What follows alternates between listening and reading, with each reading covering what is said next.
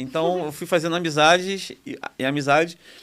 E aí, a gente fez um trabalho lá em Antares que a gente começou a instalar a Lan House e tal. Eu tinha um sócio lá, o Dando, alô Dando.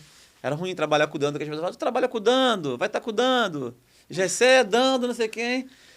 E eu não gosto de dar, eu sou pão duro, tá ligado? Eu gosto, tá ligado, de guardar minhas coisas e eu passava esse bullying. Mas eu não trabalho mais hoje com o Dando, mas ele é meu amigo ainda até hoje. E a gente fez um trabalho lá, e a Regina Casé foi cobrir lá, o trabalho lá que a gente fez lá. Aí rodou com o Dando, Regina com o Dando, lá na favela. E aí a gente foi chamado para ir para São Paulo, pro prêmio da revista Trip Transformadores. Quando chegou lá, eu conheci um cara chamado Marcos Lopes, que estava lançando um livro, e contava a história dele no Capão Redondo. Aí eu voltando para casa de avião, meu sonho era andar de avião, estava andando de avião pela primeira vez. Com quantos anos? Ah, muitos. Já tinha já uns 20, 23, eu acho, 22. Ah, nem é muito não. Tem gente com 60 que não andou ainda. Andou cedo, tá? Andei cedo, né? Primeira vez que Sou eu brabo. andei de avião também foi com isso. Foi com 21, 22. Mas eu me imaginava como é que um moleque de Antares que, sabe, que lava carro vai andar de avião um dia. Ah, é verdade. Naquela época ainda, né? Que, Pra enfim, sua realidade, que era na muito época, mais né? difícil. Uhum. Aí, minha parceira, eu voltei para casa lendo o livro do cara e eu pensei, histórias tipo essa eu tenho um montão para contar. Aí pensei, vou escrever um livro. Isso já era 2008, por aí. 2008. E aí eu tive a ideia de escrever um livro em 2008. Em 2012, que eu comecei a escrever, porque eu estava trabalhando num lugar, numa posição que era o sonho da minha mãe. Eu de carteira assinada, trabalhando no centro, com roupinha social e maletinha, igual testemunha de Jeová, tá ligado? Tu gostava? Não, tá maluca? Tu não gostava de andar Tá todo maluca, engomadinho? eu não gosto de usar nem tênis, nem sapato, eu gosto de andar de chinelo. Mas você ficou quanto tempo nesse emprego dos sonhos pra sua mãe? Então, fiquei pouquinho, né, mãe? Mas é... Aí, eu tinha que pegar trem todo dia da minha casa pro trabalho, eram 2 horas para ir, 2 horas para voltar. Caramba. Todo dia a gente reclamava, trem cheio, isso e aquilo. Aí um dia eu pensei, pô, reclama, mas não adianta e tal. Eu tive a ideia de começar a escrever meu livro ali dentro do trem, no meu celular. E aí eu tinha um BlackBerry, naquele que era bonitinho, tinha uns tecladinhos. As letrinhas tudo juntinhas. Aí eu abri o bloco de notas e comecei a escrever. E eu percebi que aquele bloco de notas não tinha fim. As notas iam. Aí eu comecei a escrever, aí eu comecei a falar para as pessoas, né? Caraca, eu tô escrevendo um livro. Porque tinha um vagão do baralho, tinha um vagão do pagode, tinha os lugares que eu frequentava do trem. Eu comecei a me afastar um pouco desses lugares. Ah, não, tô escrevendo uma parada aqui, tô escrevendo um livro. Aí as pessoas diziam que eu era maluco, porque eu estava escrevendo um livro num celular. As pessoas falavam, olha o tamanho do livro, olha o tamanho do celular, tu vai gastar o dedo. As pessoas diziam que ia gastar o dedo. Porque as pessoas estavam preocupadas com o livro todo. Eu só estava preocupado com a próxima palavra. De palavra em palavra, que vira uma frase, que vira um parágrafo, que vira um capítulo, que virou um livro, 2 livros, 3 livros, 4 livros. Até que um dia, eu já muito avançado na história ali no celular, me veio aquela... Você nunca pegou o papel?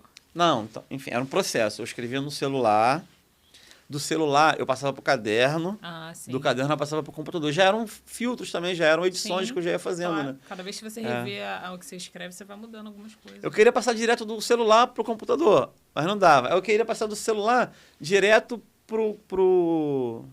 lendo e escrevendo. Mas também não dava, porque eu aproveitava a parte do trem também. Então, a parte do trem, quando eu estava sentado, que às vezes rolava, e eu tinha que... eu não estava com ideia para escrever, para seguir no enredo, eu ia copiando dali, lendo, escrevendo, aí tinha hora que me dava uns insights, alguma coisa, eu ia lá, avançava. Então foi uma coisa muito louca, assim, mas a história inteira eu escrevi no celular, e aí eu fiquei pensando assim, quem é que um dia vai querer entrar numa livraria e comprar o livro de Gessé Andarilho? Quem é Gessé Andarilho na fila do pão? Aí me veio essa parada, né? Quem é que um dia vai querer publicar um livro meu? O cara que trabalha numa parada no centro, que vai de uma linha de testemunho de Jeová, vai e volta, pega trem e... Quem? Sou eu, na fila do pão, saca?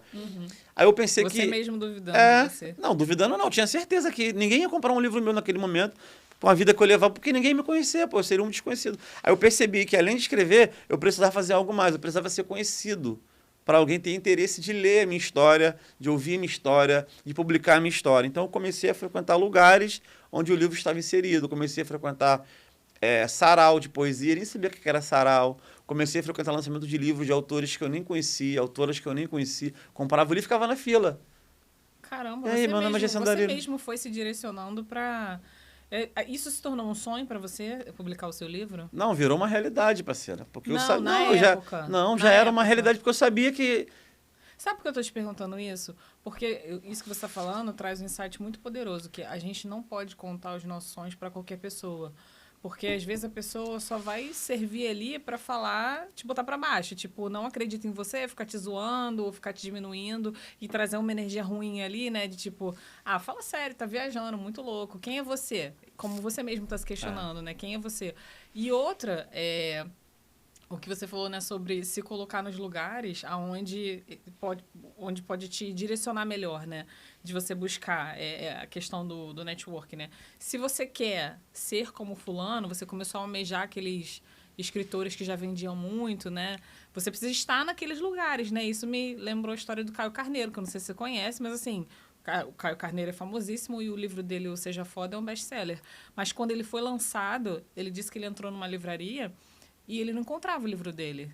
E o livro dele ele encontrou ele de cabeça para baixo, virado ao contrário, assim, numa prateleira lá no fundão. E, assim, não é uma questão de ser famoso. A questão é como as pessoas acham que o seu livro é importante. Então, nem é você, no caso. As pessoas achavam que aquele livro não tinha tanta importância. Então, cabe a você dar importância para o seu produto, né? Você valorizar o seu livro, você se colocar, e aí você foi se colocando nesses lugares onde você poderia ser visto e lembrado, né? É mais complicado no meu caso, no nosso caso aqui, que a gente mora no Brasil e a gente que mora em periferia. Agora está menos difícil, na verdade, que agora surgiram várias outras editoras que fortalecem a nossa galera. Mas eu estou dizendo o seguinte, eu tinha certeza que ninguém ia publicar meu livro, poderia ser o livro mais foda do mundo, mas ninguém ia ler. Entendi. Porque como é que eu vou chegar numa editora, sou Gerson Darino. A primeira coisa que as pessoas perguntam é, o que você faz? Saca? De onde você veio? Fala a sua história. E as pessoas... Isso para publicar, porque tem milhares de pessoas foda, seja foda, milhares de pessoas que leram Seja Foda, que são foda hoje, que escrevem. Que tem um parente, que tem uma família, que vem de um outro lugar, saca? Uhum. Então eu não tinha nada disso, eu não tinha nada disso. Eu percebi, não foi que eu achava, eu não achava, eu tinha certeza que eu não era conhecido o suficiente para alguém querer publicar a minha história. Eu percebi que eu precisava disso, eu comecei a frequentar sarau, comecei a escrever poesia, comecei a andar com uma galera que há 5 anos eu falei, pô, não estaria aqui nesse lugar, tipo. Eu pegava 3 horas de ônibus para chegar para sarau em Copacabana. Para tu ter uma ideia, sarau do Sérgio Vaz, Cooperifa, não sei o que lá em São Paulo. E isso eu escrevendo fiel ainda e tal, que é o meu primeiro romance. E eu escrevendo. Todo mundo falava da Cooperifa, do sarau do Sérgio Vaz. Um dia eu saí de casa, peguei um trem, desci a Praça da Bandeira ali, fui andando até a rodoviária Novo Rio, peguei um ônibus, 6 horas. Desci em São Paulo, peguei um metrô, peguei um trem, peguei outro ônibus.